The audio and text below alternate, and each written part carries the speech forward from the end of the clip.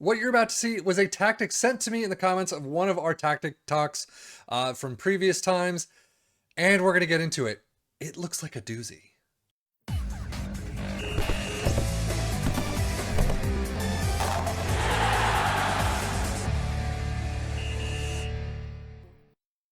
This is the 424 Alhamdulillah, I don't know, but Dulila II. This was sent to me in one of the comments, as I mentioned, in one of the previous tactic talks. And as you can see, if we go to the league table, it did really well for Liverpool. It did really well for Aston Villa. Not so much for Everton, though. Liverpool, 29 wins, 6 draws, 3 losses still. 100 goals for, which is really nice. 25 against, 93 points. Not the biggest total that we've seen from Liverpool or Manchester City when we were doing them, but 93 points is a fantastic job right there. Aston Villa come in second with 78. Manchester City tied for 78. However, the goal differential from Aston Villa with 40 just beats them out by 1. It is an amazing job by Aston Villa, scheduled to be 13th by the media prediction. Everton, though, 18, 5, and 15 with 59 points, just out of any European contention. It is Everton, though. They were supposed to be 16th. I will give you 8th is a fantastic job as well. I think we've had one other tactic that we've already seen that has given them, all 3 teams, a European spot, but this one is still a fantastic one to look at. Tactically, as you can see, someone else did mention that they wanted to see a 2-player up top formation. I'm going to try a couple more, maybe some 4-2-4s and things like that. But here's one, and it worked. So a sweeper keeper in defense. You get 2 wingbacks in support. You get 2 defensive ball-playing defenders. You get a volante in support, another volante in support, and 2 inside forwards on attack, and an advanced forward. And these 2 are both advanced forwards in attack. And that is your team. It is a custom, I don't know what champ is, but it is a custom Islam champ, is what they're calling it. A mentality of balanced. So that is interesting. Standard attacking with pass into space, overlap on the left and right, focus play down the left and right, shorter passing directness, higher tempo, and run at defense with low crosses. In transition, counter press, counter, distribute quickly, and roll it out. And then out of possession, high press line of engagement, standard defensive line, move, trigger press much more often, prevent short goalkeeper distribution, and get stuck in. And opposition instructions, nada.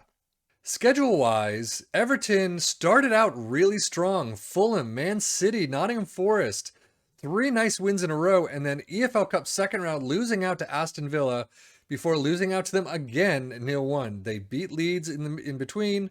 I mean, it just back and forth and back and forth. They lost to Liverpool, 4-1 against Southampton. Just a sea of red, though. Not a win in any of those spots until you get to Valencia with a friendly, the only friendly of the World Cup season. I find it weird when teams during the World Cup period only have 1, if any, friendlies at all. It kind of makes me wonder, are they actually trying to do some work, or what are they trying to do? But coming back to the league, Leicester, a 3-1 win before getting thrashed by Manchester United. And then a nice month of January with a completely unbeaten streak. And then Nottingham Forest losing at home 1-0. They definitely finished, the second half of the season is much better than the first. However, Liverpool 1-0 win in the FA Cup quarterfinal. Middlesbrough 3-0 win in the FA Cup semifinal. And as you can see, losing out to Manchester City 0-3 in the FA Cup final. But the last 2 matches of the season, losing out to Liverpool 1-2 at home, Aston Villa 2-4 at home. So overall, I mean, funny enough, if we go back home, what is the table? Everton lose out by 1 point in European spots to Arsenal. If they had beaten either of those teams, I mean, Aston Villa, I guess, were on a roll. But man, 1 whopping point. And if we look at Aston Villa's schedule, you can see a much bigger sea of green. Spotty with the losses to Manchester City. You can see there's that Everton 1-0 win. Liverpool 1-2 loss at home. But overall, a lot, like I said, a lot more spotty. Only 1 friendly. Why wasn't the other friendly purple? That's weird. It wasn't purple in the other one. Same day though. But you can see EFL Cup 4th round, they're getting a lot farther than Everton did. Manchester City FA Cup 3rd round loss. And then EFL Cup quarterfinal loss to Liverpool the game after. So they had a lot of games in January that in that little time frame. So that is not a good month for them. However, continuing the season, spotty as usual. But so many greens there. Everton win 4-2. We saw that. Liverpool 1-0 away from home. So overall, Aston Villa did a fantastic job with this. And even friendly wins against Galatasaray, Porto, Salernitana. I mean, these two, Eintracht Braunschweig and VfL Onnesbruck, don't know either of them, but still wins against these three teams, which are pretty good wins for Aston Villa, I will say. Schedule-wise for Liverpool, I mean, still a couple of losses here and there. 0-2 to Leeds, 1-2 to Eindhoven in the Champions League Group F. But overall, I mean, wow. That is a sea of unbeaten right there. FA Cup quarterfinal loss to Everton. Bayern 3-0 wins in the Champions League quarterfinals and then a 1-2 loss away from home. Ajax 1-all in the Champions League semi and then winning away from home. Well, that was at home. Winning away from home 2-1. Guess who they get? Man City 3-0 thrashing of Man City in the Champions League final. Man City still cannot get that Champions League. So as we can see in the competitions, they won the league. They won the Champions League final, knocked out in the quarters in the FA Cup, winners of the Carabao Cup. I didn't even see that. Where did they win that? Liverpool over Tottenham 4-1. Not bad at all. Winners of the FA Community Shield. This is the tactic if you want to check out Liverpool. 4 trophies out of 5 is an amazing result. No question about that whatsoever. If we check out the league itself, stats-wise, Liverpool with 100 goals, Aston Villa with 87, Everton in 4th with 78. So close. I mean, Man City just a couple of points off. Fewest shots against Liverpool, 297. Most possession, none of them. Dribbles, there you go, Liverpool and Aston Villa. Fewest conceded, Liverpool, 25 allowed in 38 matches. Most shutouts, there you go, 19 in 38, so half of them. Most tackles won, Liverpool. Wow, Liverpool there. Typically, you see the more defensive side, like Everton and Aston Villa, but best pass completion, no one. Most shots for Liverpool with 898. Aston Villa with 657, tied for second with Man City. 650 for Everton, and then Newcastle at 591. Liverpool with 898. Just shows how amazing their attacking threat is. Liverpool with 245, Aston Villa with 205 points per game, and Everton in 8th with 155. And if we looked at the player overviews, most goals are Erling Haaland with 31. Only 31. I mean, I will say that. Ollie Watkins of Aston Villa with 26. Dominic Calvert-Lewin with 25. Liverpool doesn't even show up until 16 with Mohamed Salah. I'm really wondering how much Darwin Nunez got. But most assists, Trent got 15. Emiliano Buendia, 14 for Aston Villa.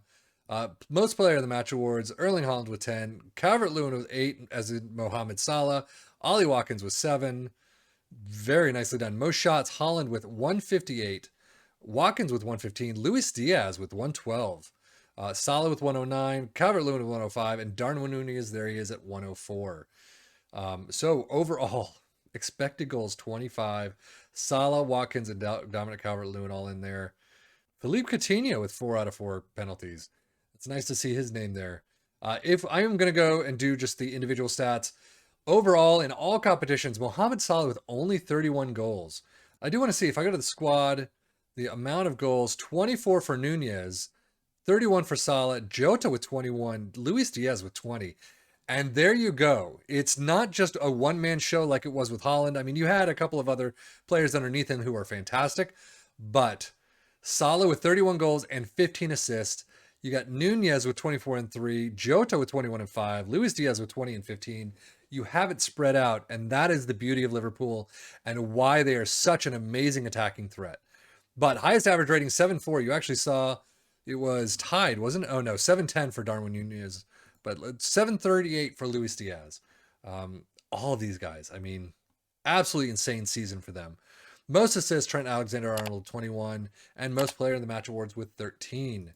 If we look at Aston Villa, you can see Ollie Watkins with 28 goals across all boards, 730 for highest average rating, most assists, Buendia with 15, and then Philippe Coutinho and Watkins for 7 player of the match awards apiece.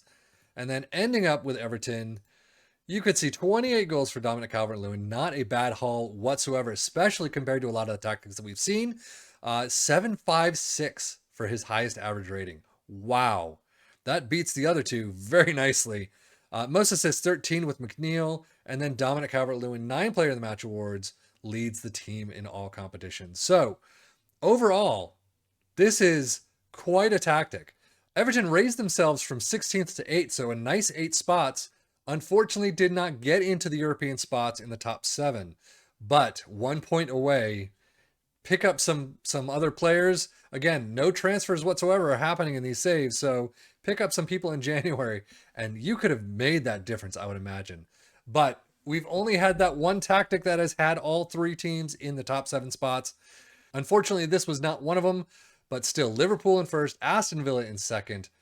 This is definitely a tactic to look at. I commend the commenter on giving me this tactic. It is a fantastic one to look at and fantastic one to play with. So if you've used it, let me know what you thought about it below and how your seasons went, because I'm sure if you're doing a lot of these teams, they'll do fairly well. So, but that is it for me, Savvy FM for the Football Manager blog channel, saying thank you as always, take care, and enjoy.